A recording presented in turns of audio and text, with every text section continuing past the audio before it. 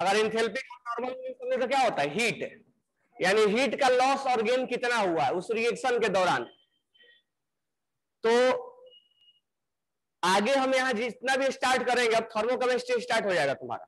Thermodynamics यहां से एक टॉपिक के बाद फिर एंड हो जाएगा। तो कहने का मतलब यह हुआ कि इंथैल्पी का मतलब हीट हुआ। अगर मैं कंटेनर में रिएक्शन को करवाऊं तो उसके अंदर कितना इंटरनल एनर्जी है और जो उसके अंदर वर्क हुआ है, तो वर्क के वजह से जो उसके अंदर हीट या जो ट्रांसफर हुआ है उस सबके सम को हम बोलेंगे इंथैल्पी। तो enthalpy is sum of, write down करना, enthalpy is sum of, enthalpy is sum of internal energy of the system. Enthalpy is the sum of,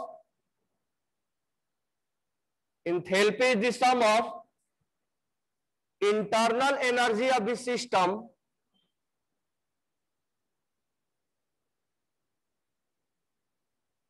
and PV work, and PV work, PV work,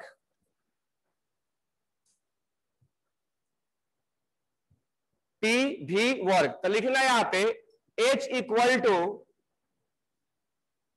enthalpy equal to sum of internal energy plus PV work. यानी मान लो एक container के अंदर reaction हो रहा है और reaction के अंदर हीट का कितना लेन देन हुआ, तो उसके अंदर इंटरनल एनर्जी कितना है और वर्क कितना हुआ, दोनों का सम को हम बोलेंगे इंथैल्पी। तो enthalpy is the sum of internal energy और पीवी वर्क। अब ये इसमें ये हम डेल्टा एच या सॉरी एच और यू निकाल नहीं सकते, ये स्टेट फंक्शन है, तो हम H1 H2 H1 निकाल सकते हैं, फिर H2 निकाल सकते हैं, दोनों को सब्ट्रैक्ट कर, मैं डायरेक्ट लिख रहा हूं डेल्टा एच इक्वल टू, क्योंकि ये स्टेट फंक्शन है, डेल्टा यू प्लस, और यहां पर कौन स्टेट फंक्शन है, पी या भी, भी, तो यहां लिखे पी डेल्टा भी। तो delta H equal to delta U plus P delta V, यानी हम वर्क यहां निकाल रहे हैं, साइन के साथ वैल्यू पुट करेंगे हम, ठीक है। अब मान लो एक कंटेनर में गैस हो रिएक्शन हो रहा है, तो उसके अंदर हम पीवी इक्वल टू क्या लिख सकते हैं, तो अगर वो आइडियल गैस है तो पीवी के बदले हम, और टेम्परेचर फिक्स है, मोल चेंज हो रहा है, तो हम लिख सकते हैं कि delta H equal to delta U plus delta N G I T. N G का मतलब ये हुआ कि change in mole of gaseous state वाला जितने प्रोडक्ट का, डेल्टा एन का मतलब हुआ coefficient of product minus coefficient of reactant, और वो भी जो गैसियस फेज में हुआ वो, अगर सॉलिड और लिक्विड में रहेगा तो हम उसको कंसीडर नहीं करेंगे। तो PV equal to delta N I T, sorry PV equal to N I T, तो यहां पर मोल का चेंज हो रहा है, तो delta N G I T, ठीक है। और डेल्टा एन जी कैसे निकालेंगे, प्रोडक्ट का कोएफिशिएंट माइनस रिएक्टेंट का कोएफिशिएंट। अगर एक रिएक्शन दिया जाएगा तो हम ये लिखेंगे, ये दो फॉर्मूला यूज करेंगे हम यहाँ पे।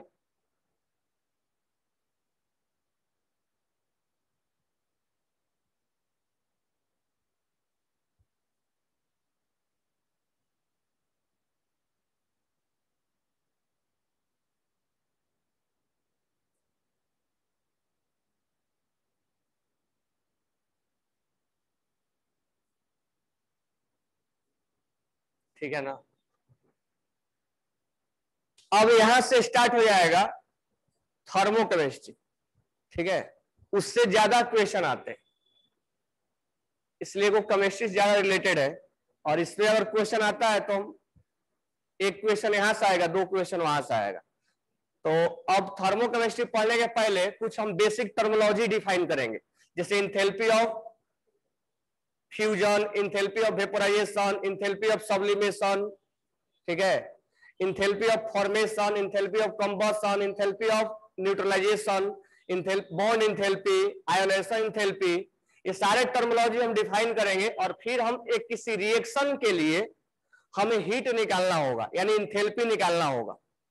तो यहां सब ट्रैक चेंज हो जाएगा। तो राइट डाउन करो, पहला बेसिक पॉइंट में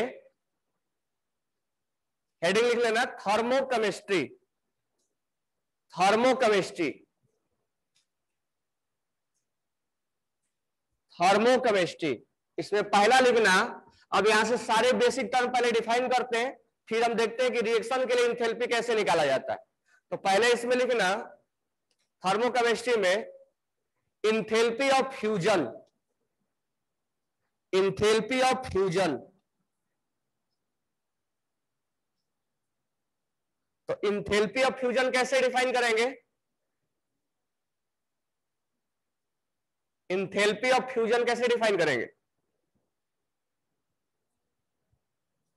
सॉलिड को लिक्विड में बदलने के लिए जितना हीट दिया जाता है, ठीक है। अब इसमें दो तीन टर्म हम जोड़ लेंगे कि एक मोल के लिए बात करता है, यानी एक मोल सॉलिड को लिक्विड में बदलना है। तो जैसे हम ऐसे नॉर्मली क्या बोलते हैं, सॉलिड को लिक्विड में बदलने में जो हीट दिया जाता है। अब ये बोलेंगे कि एक मोल सॉलिड को लिक्विड में बदलने के लिए, अब एक चीज और ऐड कर लेंगे, उस केस में टेम्परेचर क्या रहता है?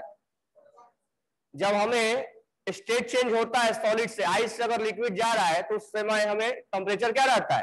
कांस्टेंट। तो एट कांस्टेंट टेम्परेचर पे, तो इसका डिफरेंशियल लिख लेना, the enthalpy change, the enthalpy change, the enthalpy change that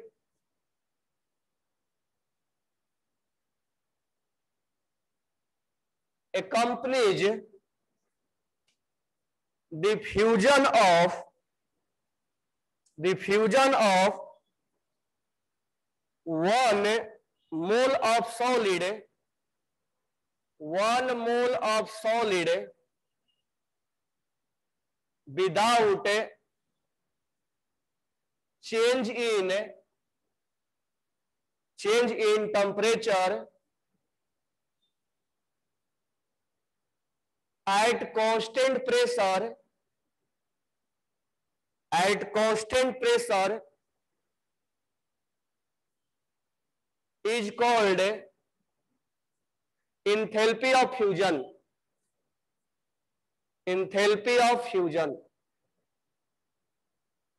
और इसको सिंबल में हम रिप्रेजेंट करेंगे, डेल्टा फ्यूजन को एफ लिख देंगे और यहां लिखेंगे H.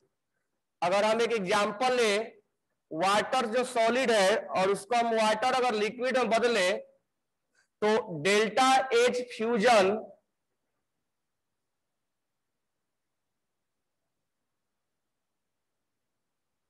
Plus 6.01 kilo joule per mole at 0 degree Celsius. ये डेटा याद नहीं करना है, ये एग्जाम्पल के तौर पे लिखा हुआ है। जब क्वेश्चन में देगा तो डेटा हमें देगा। तो कह रहा है कि इंथैल्पी ऑफ फ्यूजन ये हुआ कि एक मोल सॉलिड को लिक्विड में बदलने के लिए कांस्टेंट टेम्परेचर और प्रेशर पर, कांस्टेंट टेम्परेचर और प्रेशर पर जो हीट लगेगा उस हीट को हम बोलेंगे इंथैल्पी ऑफ फ्यूजन। यानी अगर एक मोल आइस को हमें लिक्विड में बदलना है तो जो फ्यूजन होगा वो होगा 6.01 किलो जूल, यानी एक मोल के लिए इतना हीट हमें देना पड़ेगा अगर आइस को बदलना है। तो ये डेटा याद नहीं रखना है, वो क्वेश्चंस में देता है। और 0 डिग्री सेल्सियस पे स्टेट चेंज होता है, ठीक है। नेक्स्ट लिखना enthalpy of vaporization, enthalpy of vaporization, enthalpy of vaporisation. इसमें लिखना the enthalpy change that accompanies, the enthalpy change that accompanies, the enthalpy change that accompanies the vaporization of one mole liquid, the vaporization of one mole liquid, the vaporization of one mole liquid without change its temperature without change its temperature, without change its temperature at constant pressure, at constant pressure is called enthalpy of vaporization, is called enthalpy of vaporization, is called enthalpy of vaporization। और इसको symbol में लिखेंगे delta VAP और H, यानी enthalpy और कुछ नहीं है, क्या है, हीट है। यानी एक मोल लिक्विड को वेपर में बदलने के लिए at constant temperature and pressure पे कितना हीट दिया जा रहा है। तो अगर हम बात करें, एक डेटा लिखते हैं, H2O का अगर ये लिक्विड है 1 मोल है और H2O अगर हमें वेपर में बदलना है तो इसके लिए जो डेल्टा H होगा वेपोराइजेशन, वो होगा प्लस 40.7 किलो जूल पर मोल, और ये होगा 100 डिग्री सेल्सियस पर। ठीक है, तो ये सब अभी प्रोसेस एंडोथर्मिक में चल रहा है। तो जहां प्लस होगा डेल्टा H प्लस, पहले से मालूम है डेल्टा H प्लस अगर होगा तो एंडोथर्मिक होगा।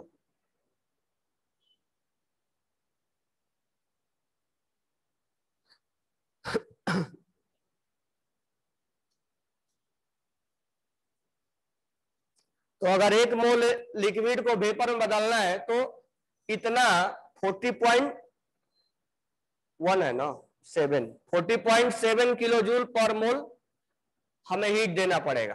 ठीक है, नेक्स्ट लिखना enthalpy of sublimation, enthalpy of sublimation.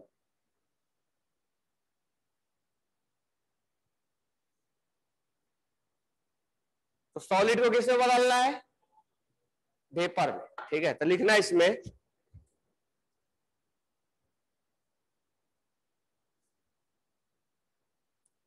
in the enthalpy change that accompanies, the enthalpy change that accompanies, the enthalpy change that accompanies the conversion of 1 mole solid, the conversion of 1 mole solid, the conversion of 1 mole solid directly into its vapor, directly is directly into its vapor at constant temperature and pressure, at constant temperature and pressure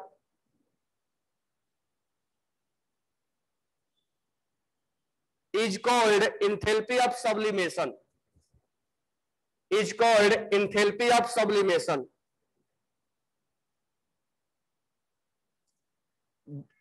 एक example लिख लेंगे, H2O अगर solid है और उसको directly vapour में बदला जाए तो यहां जो डेल्टा H होगा इसको हम सिंबल में लिखेंगे डेल्टा सब्लिमेशन को SUB H, ये वैल्यू जो हो जाएगा 51.08 किलो जूल पर मोल,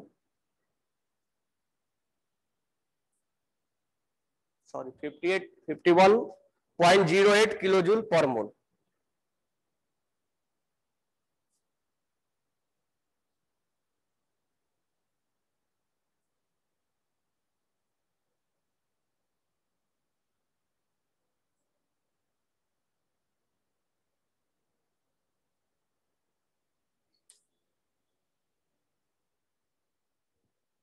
अगर मान लो यहां पर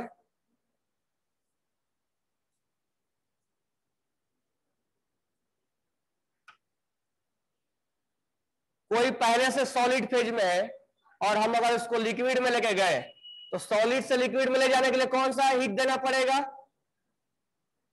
डेल्टा फ्यूजन। अगर लिक्विड में है, लिक्विड से वेपर में ले जाने के लिए कौन सा हीट देना पड़ेगा, वेपोराइजेशन। और अगर हम डायरेक्ट सॉलिड से वेपर में लेके गए तो कौन सा हीट देना पड़ेगा? तो क्या इस दोनों का सम इसके बराबर होगा? होगा कि नहीं होगा? मान लो सॉलिड से लिक्विड में लेके गया और लिक्विड से वेपर में, तो अगर डायरेक्ट लेके गया तो क्या दोनों का हीट बराबर होगा कि नहीं होगा? यहां से यहां पर ये वाला डेटा मत उससे काउंट करना, इसलिए कि एक 25 डिग्री पर और एक 0 डिग्री पे। तो यहां पर अरे लिख लो इसके बाद। तो यहां पर ये होगा delta sublimation equal to delta fusion plus delta vaporization H. Example लेके देखते हैं।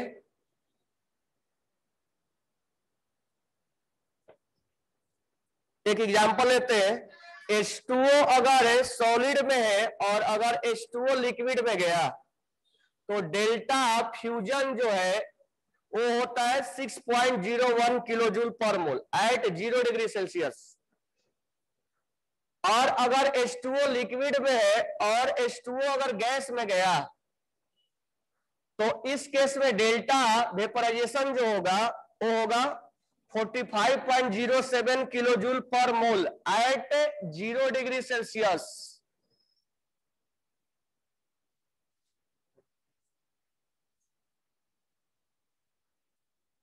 ठीक है, वो 100 डिग्री पे लिखवाया था। अब इस दोनों को अगर हम ऐड करेंगे और तो यहां से कैंसिल हो जाएगा। H2O सॉलिड से H2O गैस में जाने में जो हीट लगेगा और वो लगेगा 51.01 किलो जूल पर मोल। और इसके लिए जब निकाला गया तो देखा गया कि वैल्यू इतना ही आ रहा है।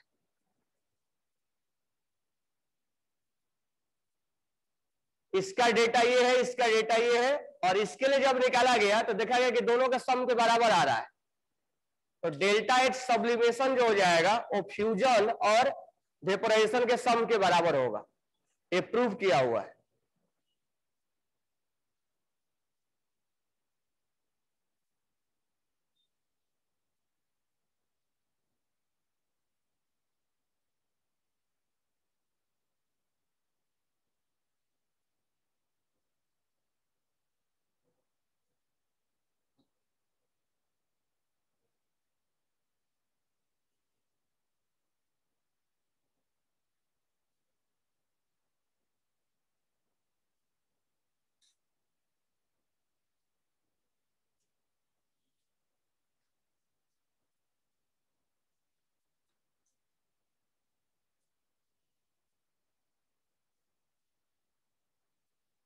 नेक्स्ट लिखना enthalpy of A reaction.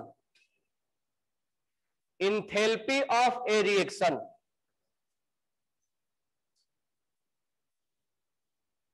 Enthalpy of A reaction.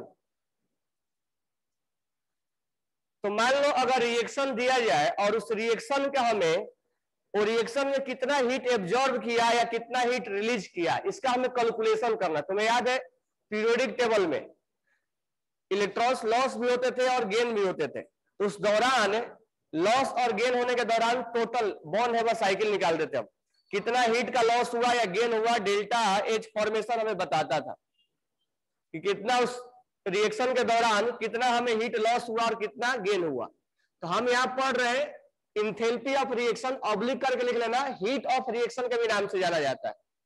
Oblique करके लिख लेना इसमें हीट ऑफ रिएक्शन, यानी एक रिएक्शन के दौरान कितना हीट लॉस हुआ और कितना हीट गेन हुआ इसके बारे में हमें कैलकुलेशन करना है।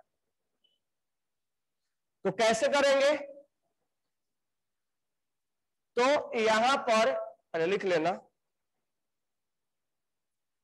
enthalpy change that accompanies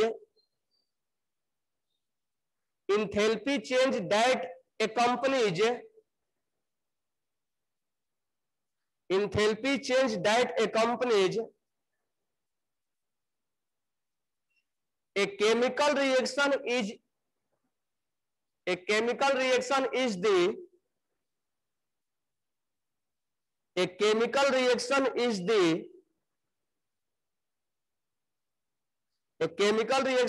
the enthalpy of a reaction. Enthalpy of a reaction, because the enthalpy change is the amount of heat released,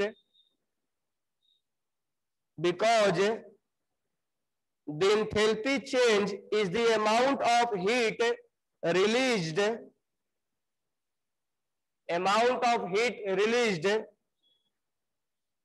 or absorbed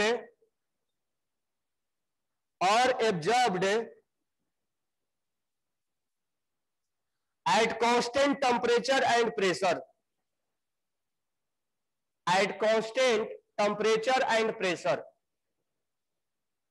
नीचे लिख लेना A plus B form C plus D.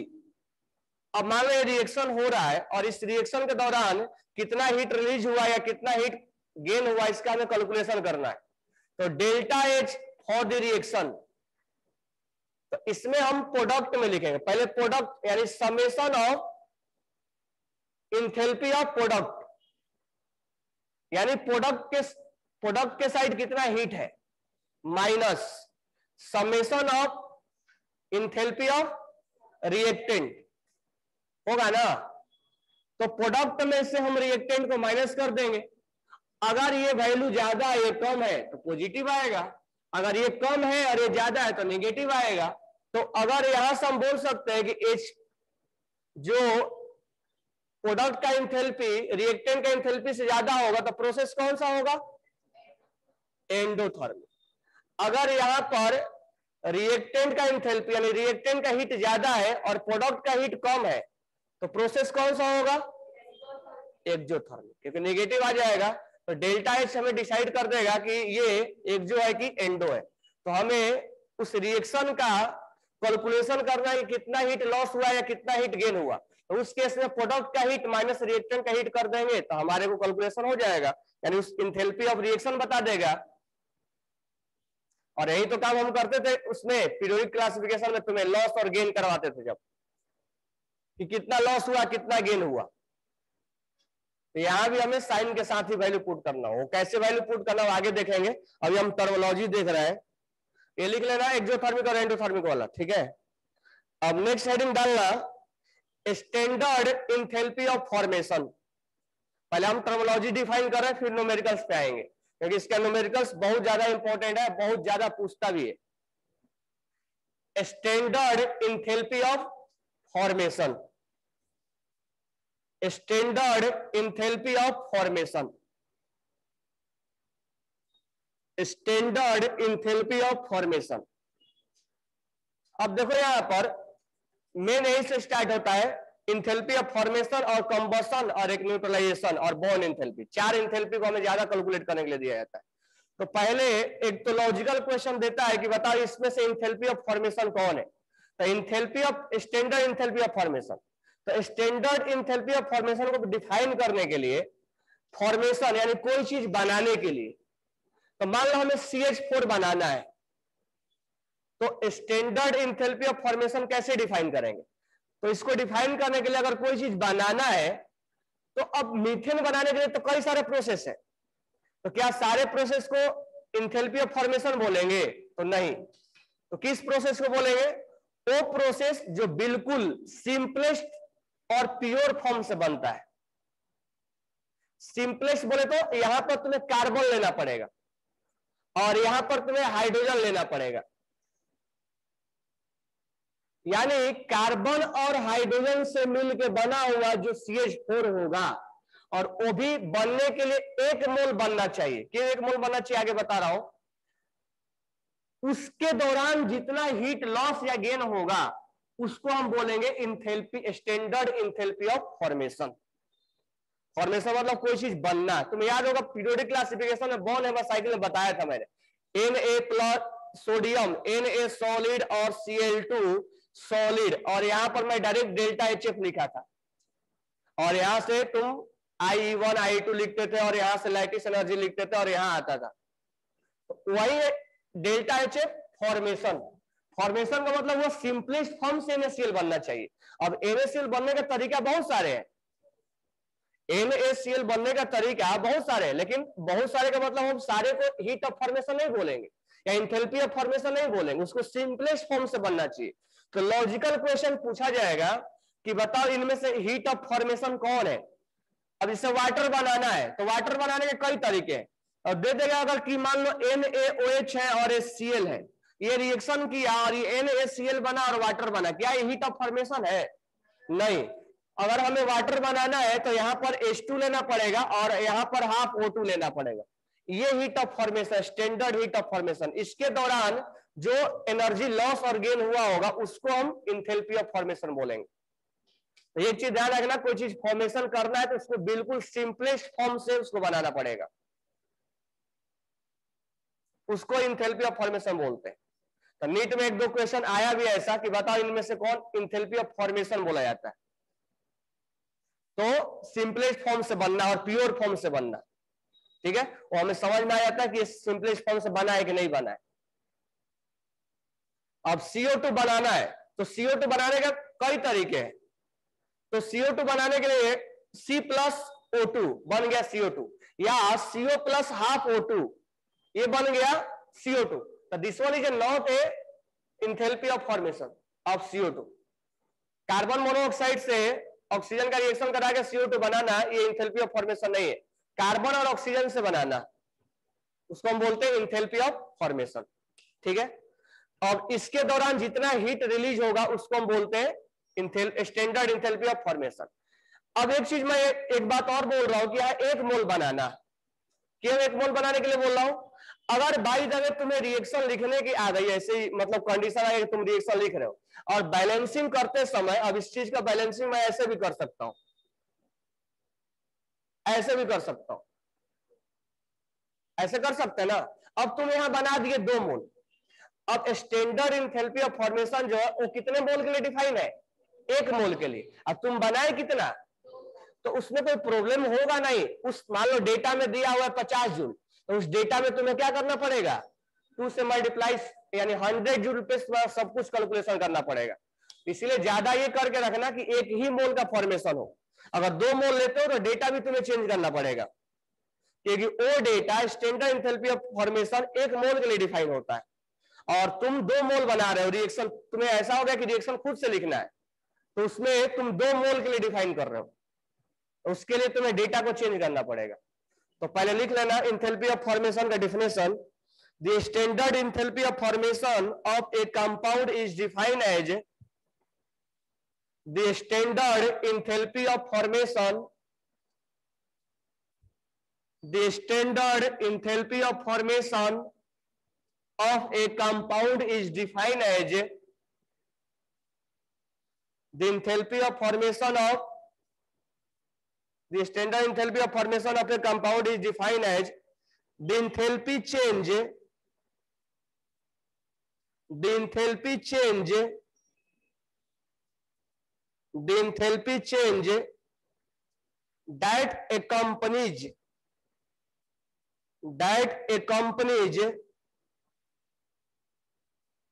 a reaction in which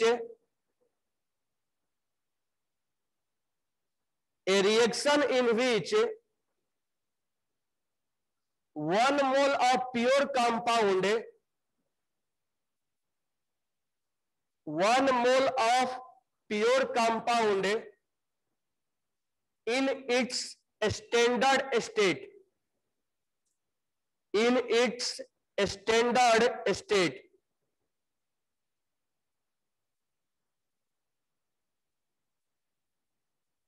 in its standard state is formed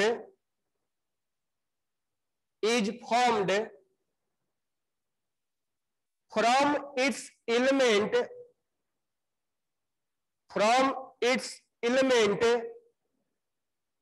also in their standard state, also in their standard state मतलब pure form में होना चाहिए। यहां लिखना H2 gas plus half O2 form delta H2O, और यहां लिखेंगे delta H0। Formation है तो यहां F लगा देंगे, और इसके वैल्यू आता है -286 किलो जूल। तुम्हें याद होगा मैं NaCl का बॉन हेबर साइकिल में बोलता भी था कि हीट ऑफ फॉर्मेशन ऑलवेज क्या आना चाहिए, एक्सोथर्मिक। क्यों? कोई चीज बनने में हीट रिलीज होना चाहिए ना, बॉन्ड का फॉर्मेशन हो रहा है, ये एक्सोथर्मिक आता है। ये एक्सोथर्मिक और एंडोथर्मिक पे ध्यान देते रहना है। फ्यूजन एंडो है, वेपोराइजेशन एंडो है, सब्लिमेशन एंडो है, फॉर्मेशन एक्सो होगा। लाइटिस क्या होता है? लाइटिस ऑलवेज एक्सो होता है। आयनेशन क्या होता है? ऑलवेज एक्सो होता है। इलेक्ट्रॉनिक एंथैल्पी क्या होता है? एंडो और एक्सो। ये सब इसमें भी पढ़ना है। एक्सो और एंडो होता है, यहां से क्वेश्चन एक्सो और एंडो का भी पूछता है, तो ये एक्सो होगा। ठीक है, तो इसमें तुम्हें क्या चीजें समझ में आया? दो चीजें दिमाग में रखना।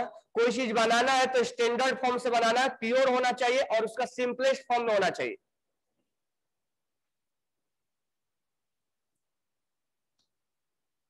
अगर मीथेन बनाना है तो हम लेंगे सी, और वो भी लेंगे ग्रेफाइट। जो ग्रेफाइट और डायमंड में स्टेबल कौन होता है? ग्रेफाइट। तो जो स्टेबल फॉर्म में है उसको पकड़ेंगे, डायमंड नहीं पकड़ेंगे। डायमंड लिखता है तो गलत है। Plus H2 eat form CH4।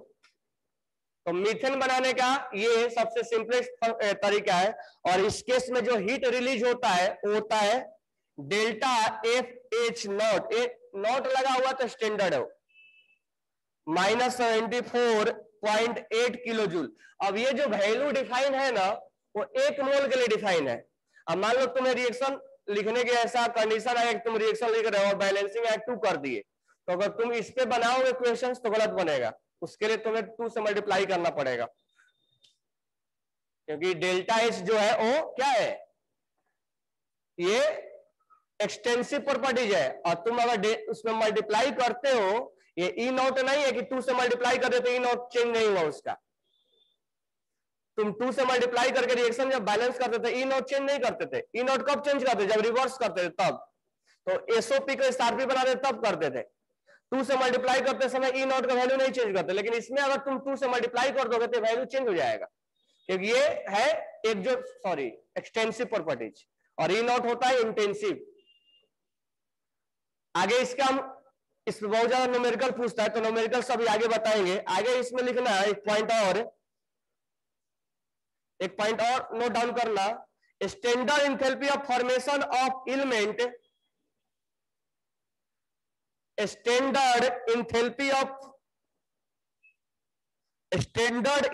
Of formation of an elements from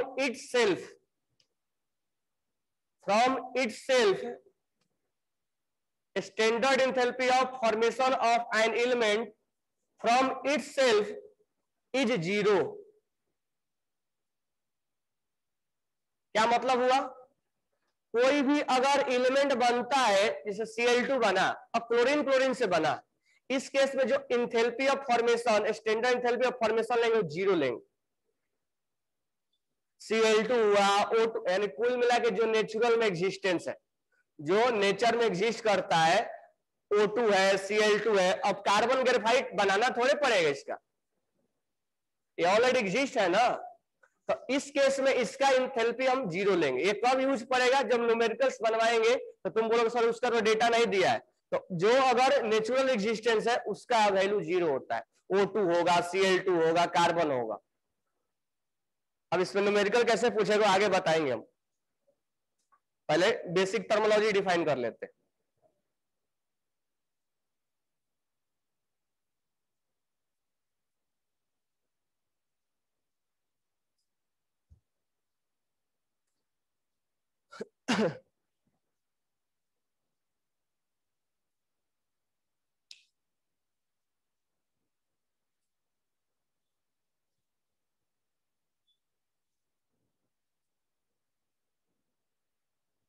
अब ध्यान देना, अब मैं क्या है कि रिएक्शन लिख रहा हूं, ए प्लस बी फॉर्म सी।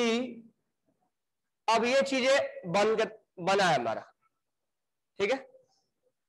अब हमसे बोला कि इस केस में डेल्टा एच नॉट फॉर्मेशन निकालो।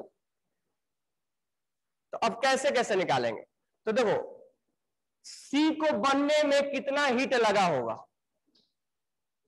अब सी यहां, सी को स्टैंडर्ड फॉर्म में बनने में कितना हीट लगा, स्टैंडर्ड फॉर्म हो सकता है कि नहीं हो, ये नॉर्मल फॉर्म हो। तो सी को स्टैंडर्ड फॉर्म में बनने में कितना हीट लगा होगा, तो यहां लिखेंगे कि डेल्टा एफ एच नॉट, और ये किसका है, सी का, प्लस, अच्छा इसका कोएफिशिएंट सी है।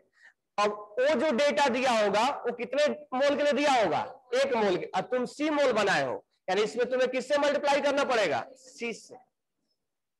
अब मैं टर्मोलॉजी बता रहा हूं कैसे न्यूमेरिकल्स बनेंगे, फिर न्यूमेरिकल्स बनेंगे, इससे न्यूमेरिकल्स बनाना ही पड़ेगा, ये बहुत इंपॉर्टेंट है। और जब तक एग्जाम्पल देके समझाएंगे, और बस नॉर्मली समझा रहा हूं। अब यहां जो एक की बात ध्यान में रखना कि सी और डी जो बना है ये स्टैंडर्ड तरीका नहीं है, ये नॉर्मली बना दिया गया और उस रिएक्शन के लिए बोल दिया गया कि इस रिएक्शन के लिए हीट ऑफ फॉर्मेशन क्या है। तो उस रिएक्शन के लिए हीट ऑफ फॉर्मेशन हम यहां एच नॉट यहां नहीं लगाया हमने, नॉर्मल कंडीशन में बोला है कि इस रिएक्शन में सी और डी बन रहा है, तो इसका हीट ऑफ फॉर्मेशन बताना है आपको, या इस रिएक्शन के लिए बताना है आपको। तो हम लिखेंगे स्टैंडर्ड फॉर्म में सी, और डेटा देगा स्टैंडर्ड फॉर्म में सी बनने में कितना हीट लगा होगा, तो वो हम डेटा लिखेंगे। यहाँ एच नॉट हमने लिखा, और वो डेटा 1 मोल के लिए डिफाइन होगा, और हम यहाँ सी मोल बना रहे हैं तो सी से मल्टीप्लाई कर देंगे, प्लस अब डी को स्टैंडर्ड फॉर्म में बनाने के लिए कितना और अलग से डेटा देगा वो, कि डी को स्टैंडर्ड फॉर्म में, अब इससे मान लो एक रिएक्शन है वाटर यहां लिखा हुआ है, तो वाटर का स्टैंडर्ड फॉर्म में कितना बनता वो डेटा देगा। तो यहां पर हमें डेल्टा एच एफ डी को स्टैंडर्ड फॉर्म में बनने में कितना हीट लगा होगा वो डेटा देगा, और वो 1 मोल के लिए होगा, और यहां हम डी मोल बना रहे हैं, माइनस ये प्रोडक्ट हो गया। इसका अगर हीट निकालना है तो प्रोडक्ट माइनस रिएक्टेंट, अब रिएक्टेंट लेंगे, तो ये समेशन हो गया एक तरह का। तो हमें स्टार्टिंग में लिखवाया था हमने रिएक्शन के लिए summation of product minus summation of reactant, तो ये प्रोडक्ट हो गया, ऐसे करेंगे माइनस। अब यहां से दोनों जगह माइनस लगा देना, अब यहां लिख देंगे ए, मैं अब डायरेक्ट लिख दे रहा हूं, A into H F, H A को बनाने में minus B into H F, H naught B को बनाने में, दोनों जगह माइनस लगा दिया हमने, तो ये प्रोडक्ट माइनस रिएक्टेंट हो गया। अब यहां पर हो सकता है कि इसका वैल्यू दिया जाए, इसका दिया जाए, इसका दिया जाए, इसका नहीं दिया जाए, हो सकता है वो अगर प्योर फॉर्म में Cl2 है तो Cl2 का वैल्यू क्या पुट करेंगे हम, 0। तो जब न्यूमेरिकल्स बनवाएंगे तो एक बार फिर से वो डेटा के साथ यूज करेगा, अभी नॉर्मली उसका फॉर्मेट में बता रहा हूं कैसे बनाया जाता है। ये बातें समझ में आया, सिंपली प्रोडक्ट माइनस क्या करेंगे रिएक्टेंट, लेकिन सी और डी स्टैंडर्ड फॉर्म में नहीं है यहाँ पे, लेकिन जो हम वैल्यू पुट करेंगे स्टैंडर्ड वाला पुट करेंगे कि सी को स्टैंडर्ड तरीके से बनाने में कितना हीट लगा होगा, तो इस रिएक्शन का निकल जाएगा। तुम्हें याद होगा Born Haber cycle same to same ऐसा ही बताया था, sodium plus chlorine form delta H F naught, और यहाँ NaCl बना था, ये स्टैंडर्ड फॉर्म में है, और यहां से सोडियम को हमने सॉलिड को गैस से बदला था, आयनेशन एंथैल्पी लिखा था, तो ये वैल्यू और इसका सम क्या किए थे, इक्वल कर दिए थे, वही है।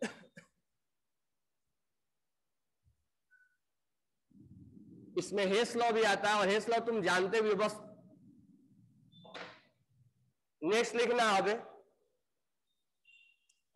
Enthalpy of combustion.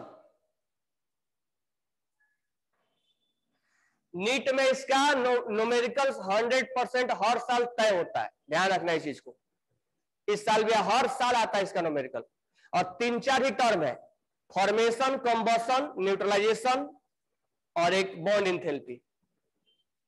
फ्यूजन और ये वेपोराइजेशन केवल डिफरेंशिएशन के लिए, उस पर न्यूमेरिकल्स नहीं आएगा। नेक्स्ट लिखना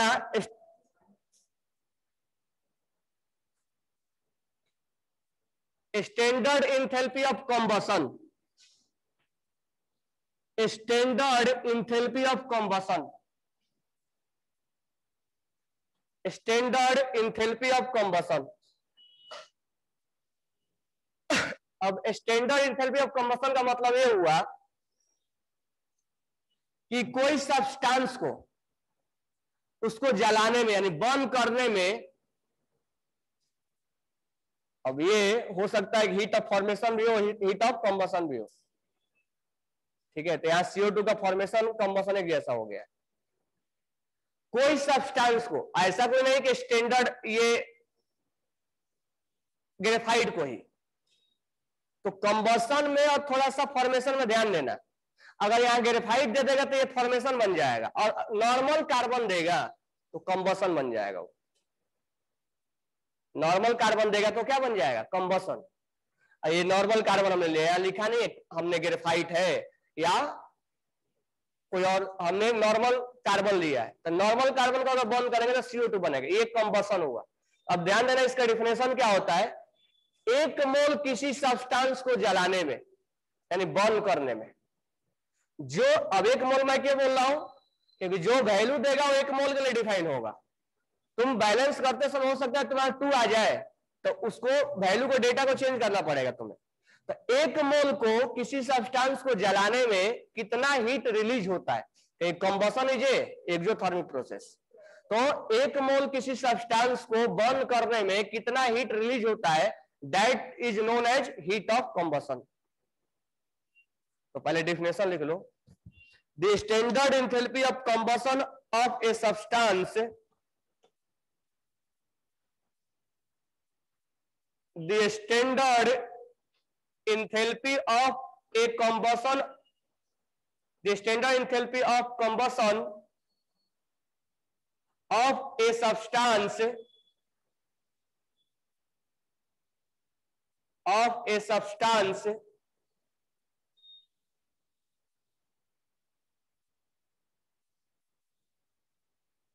is the standard enthalpy,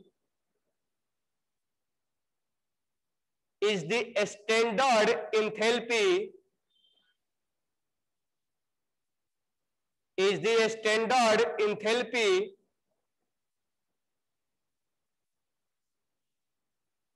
is the standard enthalpy that accompany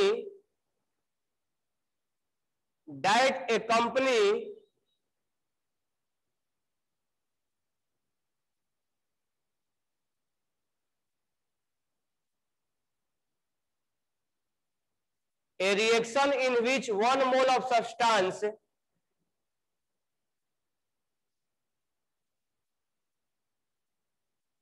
a reaction in which 1 mole of substance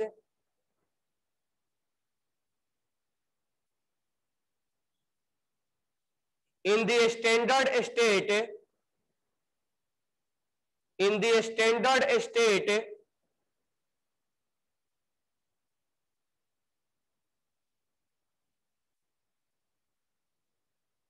completely burn,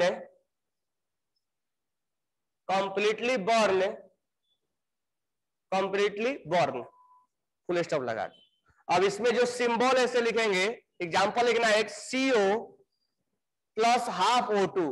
अब ये कार्बन मोनोऑक्साइड का ये है हीट ऑफ कंबसन, और इसके दौरान बना CO2 गैस, और इसका डेल्टा C लिखेंगे H0 -283 किलो जूल पर मोल। यहां पर मोल लिखा होगा या नहीं लिखा होगा, पर मोल के लिए डिफाइन होगा। यानी सब्सटेंस कौन है? Carbon monoxide.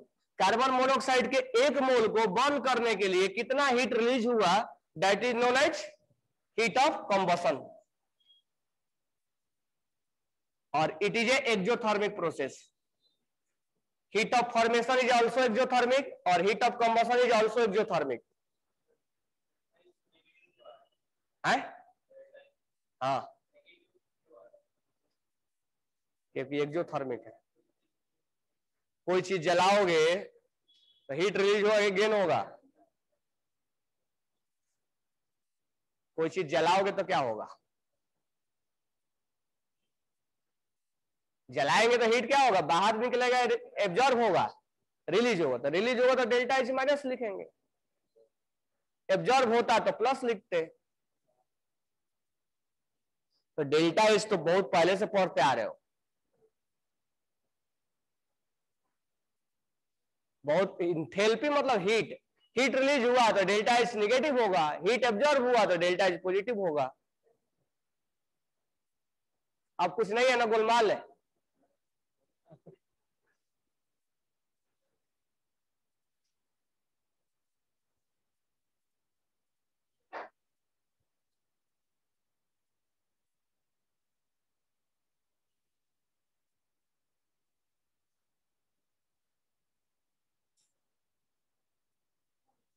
ठीक है, तो हमने इंथैल्पी ऑफ फॉर्मेशन पढ़ाया, कंबशन पढ़ा। इसके बेसिस पे न्यूमेरिकल्स देते हैं कि कैसे न्यूमेरिकल्स आता है इसका। ये ऐसे डायरेक्ट नहीं आएगा, न्यूमेरिकल्स कैसे पूछा जाएगा वो मैं बता रहा हूं। तो एक न्यूमेरिकल्स मैं करवाता हूं दोनों के बेसिस पे, तब समझ में आएगा इसका न्यूमेरिकल्स कैसे है। फिर आगे हम हेस लॉ बताएंगे और हेस लॉ के अकॉर्डिंग हम न्यूमेरिकल्स बनाएंगे।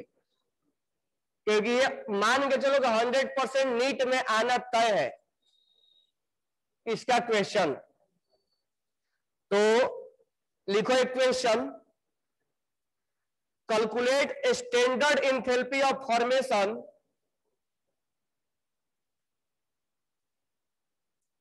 Calculate standard enthalpy of formation of benzene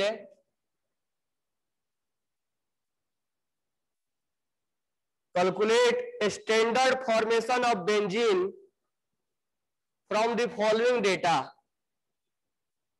from the following data.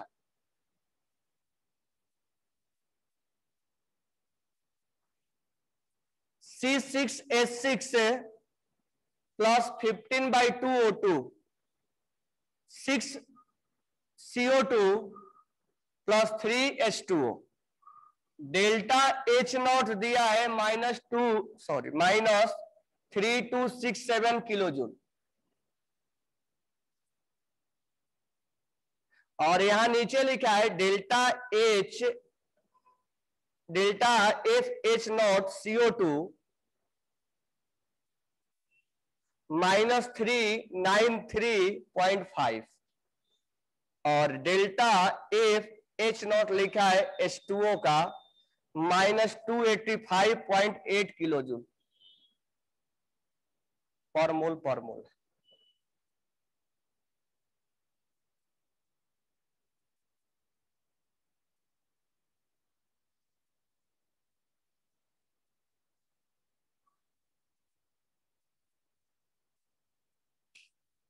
अब पहले डेटा को समझो, क्या क्या डेटा दिया है। ये रिएक्शन हुआ है, इस रिएक्शन को होने के दौरान इतना हीट रिलीज हुआ है, लिखा है ना, enthalpy of formation of benzene from the following data. ये डेटा दिया है। अब इस डेटा को समझो, ये CO2 स्टैंडर्ड तरीके से बनाने में H नॉट लिखा है, स्टैंडर्ड तरीके से बनाने में इतना हीट रिलीज करता है, और वाटर स्टैंडर्ड तरीके से बनाने में इतना हीट रिलीज करता है। तो तुमसे पूछा है क्वेश्चन में कि डेल्टा H नॉट बताओ फॉर्मेशन फॉर बेंजीन C6H6 को स्टैंडर्ड तरीके से बनाने में कितना हीट रिलीज होगा। पहले क्वेश्चन को समझो फिर से।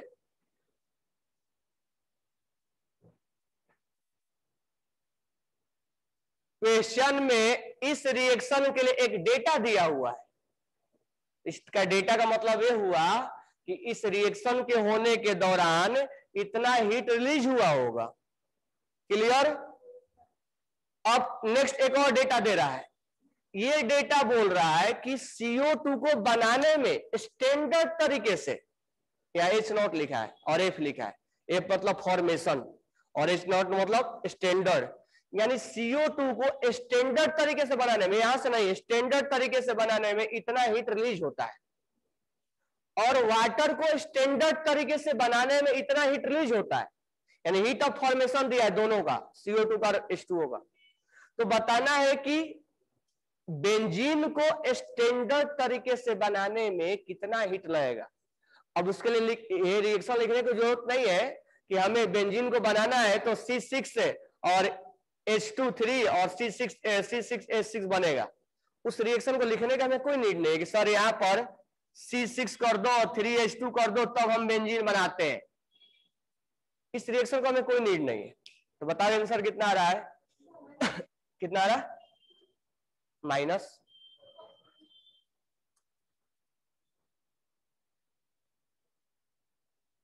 48.6 आ रहा है ना? सही है।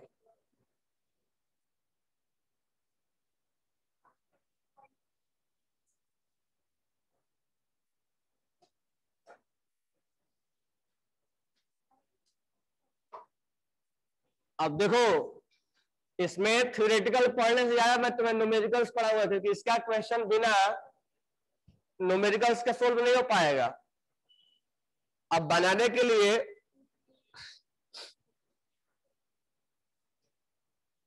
आ गया कितना? माइनस आगे प्लस आया। तुम लोग आया क्या? क्या सोता है?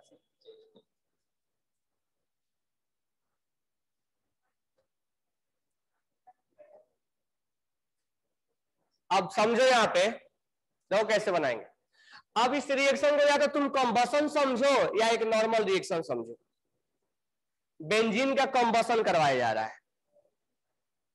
ये रिएक्शन को तुम कंबसन कर सोचो या रिएक्शन समझो। अब इस रिएक्शन के बारे में हम क्या लिखेंगे? इस रिएक्शन का डेल्टा H अच्छा नॉट है। इस रिएक्शन के लिए या तो कंबसन है तो C लिख दो, नहीं तो रिएक्शन है तो R लिख दो। हम चलो R मानते हैं। तो इस रिएक्शन में होने में, पहले टर्म समझो, इस रिएक्शन को होने में कितना हीट रिलीज होगा और कितना हीट एब्जॉर्ब होगा उसका हम कैलकुलेशन कैसे करेंगे? अभी जो तीन टर्मिनोलॉजी पढ़ा है उसको सब एक ही साथ ऐड कर देंगे हम। तो प्रोडक्ट माइनस रिएक्टेंट का हीट, यही होगा ना? ये वैल्यू हमें दिया गया है कि इस रिएक्शन को होने के लिए इतना हीट रिलीज हो रहा है। तो यहां लिखेंगे -3267 किलो जूल। यस और नो? अब हम प्रोडक्ट माइनस रिएक्टेंट लिखेंगे। प्रोडक्ट, तो प्रोडक्ट में लिखेंगे, अभी अभी समझाया, तो प्रोडक्ट में लिखेंगे 6। जो भी डेटा दिया जाएगा यहां पे 1 मोल के लिए डेटा है, तुमने बना दिए 6 मोल, तो कोई प्रॉब्लम नहीं है, 6 से मल्टीप्लाई कर देंगे 6 इंटू। अब यहां पर लिखेंगे कि CO2 को बनने में कितना हीट रिलीज हुआ या गेन हुआ, वो डेटा देगा माइनस प्लस के साथ। यहां लिखेंगे delta H formation of CO2, यानी CO2 को बनने में कितना हीट लगा होगा, डेटा जरूर दिया होगा, प्लस वाटर को स्टैंडर्ड फॉर्म में 1 मोल के लिए डेटा दिया होगा, 3 मोल बना रहे हैं हम, तो 3 मोल के लिए यहां पर वाटर को स्टैंडर्ड फॉर्म में बनाने में कितना हीट लगा होगा या रिलीज हुआ होगा। ये हो गया प्रोडक्ट माइनस रिएक्टेंट। अब रिएक्टेंट लिखेंगे, रिएक्टेंट में बेंजीन और ऑक्सीजन है, तो बेंजीन 1 मोल है, डेल्टा H नॉट F ये फॉर्मेशन ऑफ बेंजीन है, माइनस अब फॉर्मेशन ऑफ O2 है 15/2 delta H not F O2। अब तुम देख रहे हो कि यहां डेटा दिया है और इसका पूछ रहा है, O2 का डेटा नहीं दिया है, तो जिसका डेटा नहीं दिया है 0 मान लेंगे ऐसे भी, और ऐसे भी standard enthalpy of formation O2 के लिए क्या होगा 0। अब इसी न्यूमेरिकल को हमें बस सोल्व कर देना, आंसर आ जाएगा। तो -3267 अब यहां पर 6 इंटू ये वैल्यू पुट कर देंगे,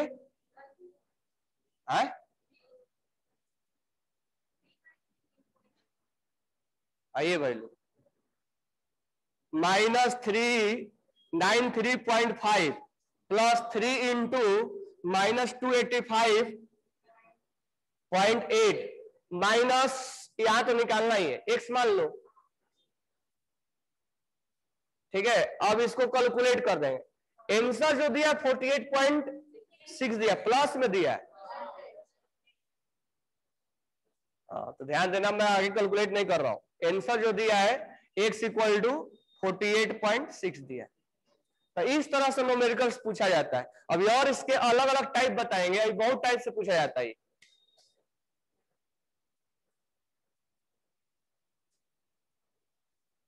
न्यूमेरिकल्स आसान होते हैं, बस टर्म को समझना कि क्या क्या है। टाइप अलग अलग बहुत हो सकता है।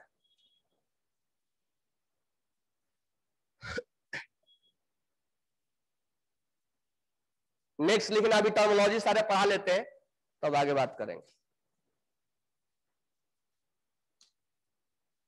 न्यूमेरिकल्स आगे करवाएंगे, बस एक बता दिया कि इस टाइप से पूछा जाता है।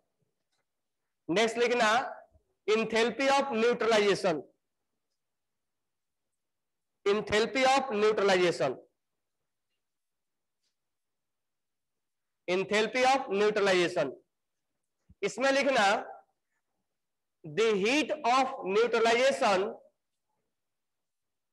The heat of neutralization, heat मतलब enthalpy. The heat of neutralization is defined as, is defined as, is defined as the heat evolve, the heat evolve when 1 gram equivalent, when 1 gram equivalent,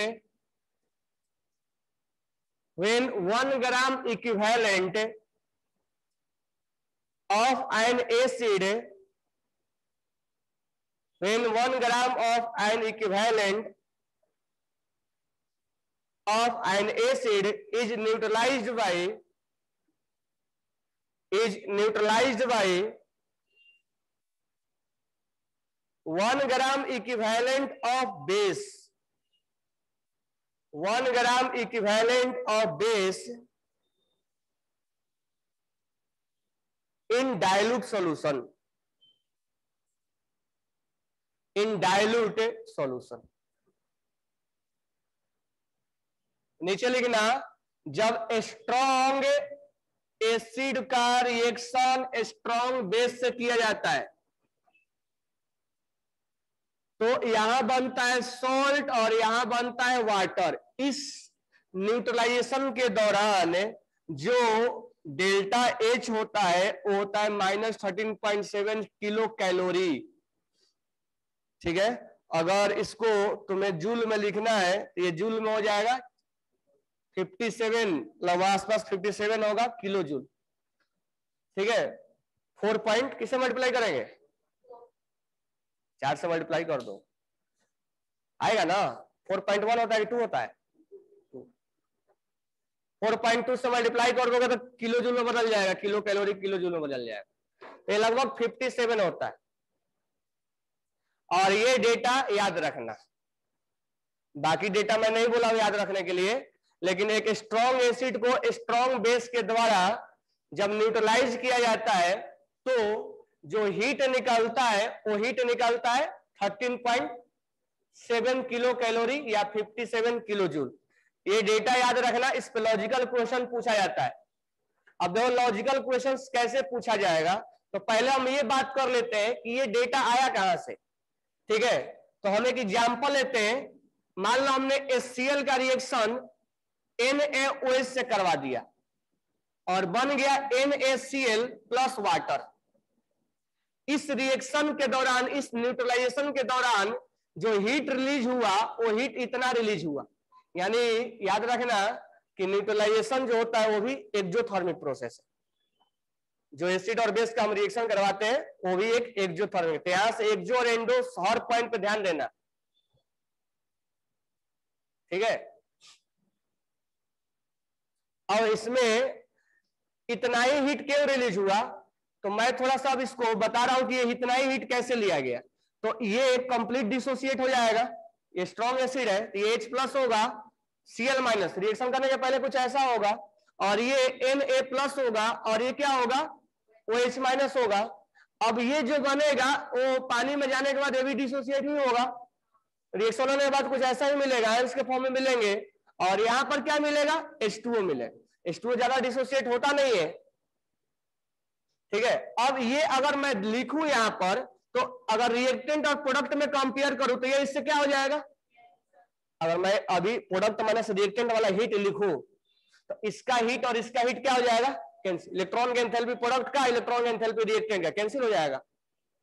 इसका और value, इसका value क्या हो जाएगा, क्या बचा इधर, H+ और, तो H+ और OH- से क्या बना, तो ऐसा देखा गया कि जो वाटर बनाने में H+ और OH बनाने में जो हीट रिलीज हो रहा है वही हीट इसमें रिलीज होना चाहिए, और उतना ही रिलीज होता है। इस केस में जो डेल्टा H होता है वो होता है -13.7 किलो जूल।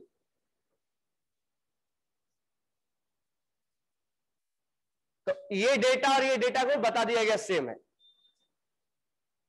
क्योंकि इसमें एसिड और बेस में ये इसका हीट माइनस इसका हीट कैंसिल, इसका हीट माइनस इसका हीट कैंसिल, और ये बचा, तो ये बचा, तो इसमें जो वैल्यू आया वो वैल्यू इसके लिए बोल दिया गया कि स्ट्रॉन्ग एसिड और स्ट्रॉन्ग बेस के लिए जो वैल्यू रिलीज होगा वो इतना रिलीज होगा। अब इसको हम नेक्स्ट लॉजिकल क्वेश्चन करते हैं कि लॉजिकल क्वेश्चन तुमसे क्या पूछा जाएगा। तो ये जो मैं डेटा लिखवाया हूं वो स्ट्रॉन्ग एसिड और स्ट्रॉन्ग बेस के लिए लिखवाया हूं, और क्वेश्चंस में ऐसे देगा, हटा दू ये, लिख लिए।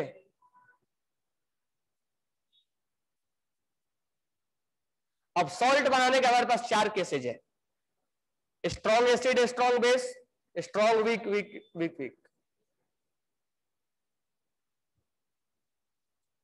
तो हमारे पास अब 4 केसेज है, strong acid plus weak base, weak acid plus strong base, और weak acid plus weak acid. ये 4 बनाने के हमारे पास तरीके हैं।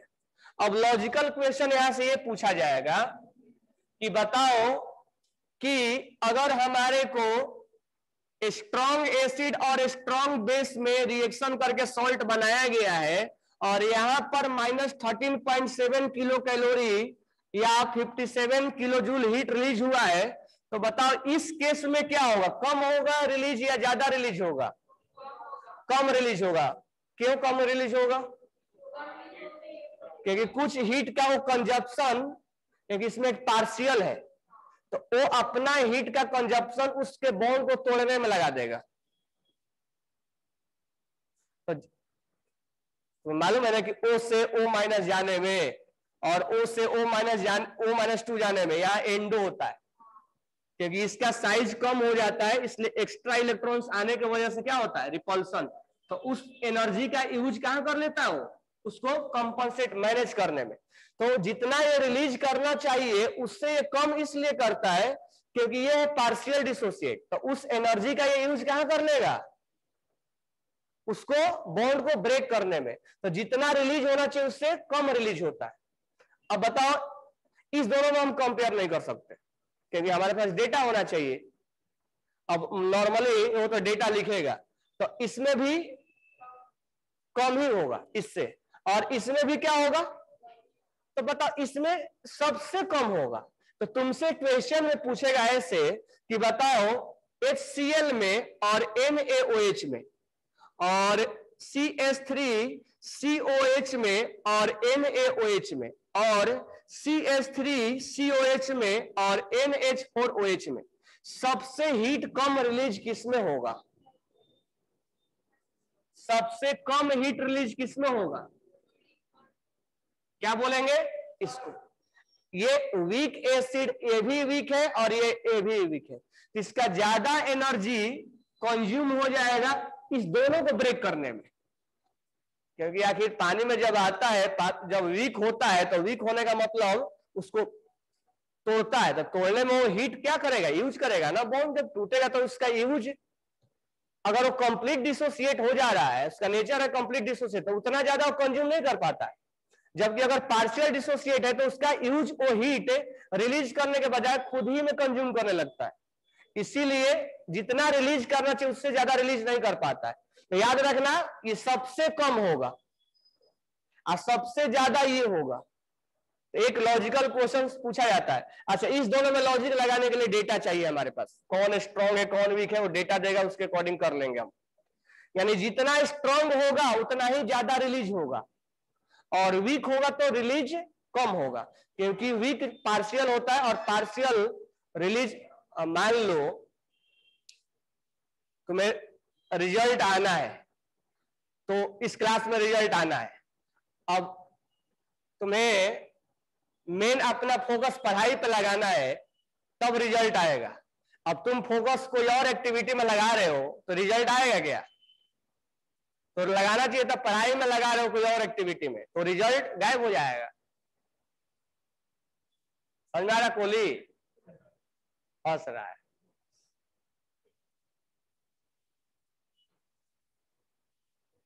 तो ये जितना रिलीज इसलिए किया क्योंकि इसका फोकस उसके बॉन्ड को तोड़ने में नहीं था, खुद ही वो टूट जाते हैं। लेकिन यहां पर ये कम रिलीज इसलिए हुआ क्योंकि यहां फोकस इसके तोड़ने में लगा दिया, उसके हीट को यहां बॉन्ड को ब्रेक करने में, इसलिए यहां कम रिलीज होता है। ठीक है, तो ये एक लॉजिकल क्वेश्चन पूछा जाएगा हीट ऑफ न्यूट्रलाइजेशन में। इसमें न्यूमेरिकल्स कम आता है, इसका ज्यादा न्यूमेरिकल्स हीट ऑफ फॉर्मेशन और कंबशन का आता है। न्यूट्रलाइजेशन का लॉजिकल क्वेश्चन पूछा जाता है। बात क्लियर हो गया? अब यहां से नेक्स्ट क्लास में हम पढ़ाएंगे बॉन्ड इंथैल्पी, बॉन्ड को तोड़ने में। ठीक है, बॉन्ड को तोड़ने में कितना हीट रिलीज हुआ या गेन हुआ एक बॉन्ड को फॉर्मेशन में। तो बॉन्ड इंथैल्पी के बाद हम पढ़ाएंगे हेस लॉ, यानी कैलकुलेशन कैसे किया जाता है। हेस लॉ तुम जानते हो पहले से, बस कैलकुलेशन वो जो अभी एक न्यूमेरिकल बताया ना वो हेस लॉ का ही है। तो एप्लीकेशन के साथ एक न्यूमेरिकल्स करवाएंगे और फिर इस पे न्यूमेरिकल्स मतलब डिफरेंट टाइप के न्यूमेरिकल्स करवाएंगे। तो एक पार्ट फिर और रह जाएगा डेल्टा जी वाला, यानी ए रिएक्शन स्पॉन्टेनियस है कि नहीं है। तो लास्ट पार्ट रह जाएगा थर्मोकेमिस्ट्री का। थर्मोकेमिस्ट्री में दो ही पार्ट है, एक पार्ट अभी चल रहा है और एक डेल्टा जी और डेल्टा एच और डेल्टा एस, इंट्रोपी, इंथैल्पी और फ्री गिब्स एनर्जी, सब एक साथ आ जाएगा। अब इसी से बताएगा, ये इंथैल्पी हम पढ़ ही रहे हैं, उसके बाद हम पढ़ेंगे इंट्रोपी, फिर हम डेल्टा जी के बारे में पढ़ेंगे और वो बताएगा वो डेल्टा जी कि वो रिएक्शन स्पॉन्टेनियस है कि नहीं है। तो सेकेंड लॉ ऑफ थर्मोडायनेमिक्स से स्टार्ट हो जाएगा। चलो, ओके, थैंक्स टू ऑल।